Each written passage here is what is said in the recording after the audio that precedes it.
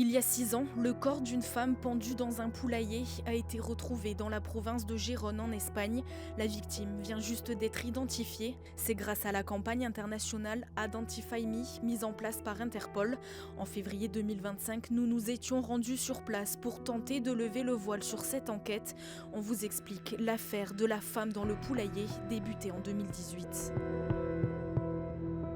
C'est ici, dans ce poulailler derrière moi, que le 4 août 2018, une inconnue a été retrouvée pendue dans cette maison isolée à San Julià de Ramis, au nord de Gérone, en Espagne. C'est dans ce poulailler que les anciens locataires l'ont retrouvée, au bout d'une corde. Elle n'avait aucun papier, pas un seul bien sur elle. Personne ne l'avait vue auparavant, comme nous l'ont confirmé les voisins et l'agent de police du village. Mais alors, qui est cette femme? Pourquoi a-t-elle été retrouvée pendue? Un mystère non élucidé depuis plus de 6 ans. L'inconnue du poulailler n'est pas la seule en Europe. 46 corps de femmes non identifiés ont été retrouvés ces dernières années. C'est pourquoi en octobre 2024, Interpol a lancé la deuxième phase de sa plateforme internationale Identify Me. Toute personne peut se rendre dessus et découvrir ces cold cases.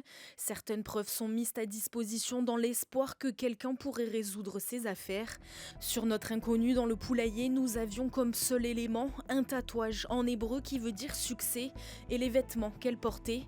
L'agent de police de la commune ne pouvait croire que cette jeune femme n'avait pas une famille qui la cherchait quelque part. En mars 2025, ce sont les autorités du Paraguay qui ont comparé les empreintes de cette femme avec leur base de données. Et après toutes ces années sans identité, on peut enfin mettre un nom sur son visage. Il s'agit d'Ainoa Ibetia Lima.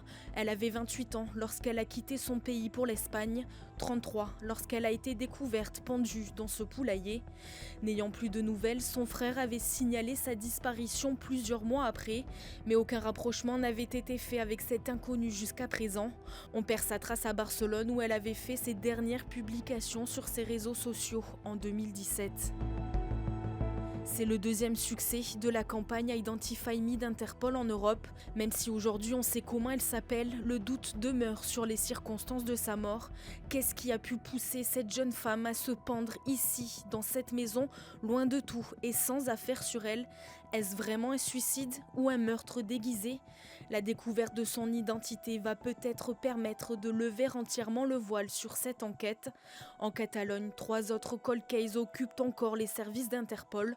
3 femmes retrouvées mortes et toujours non identifiées.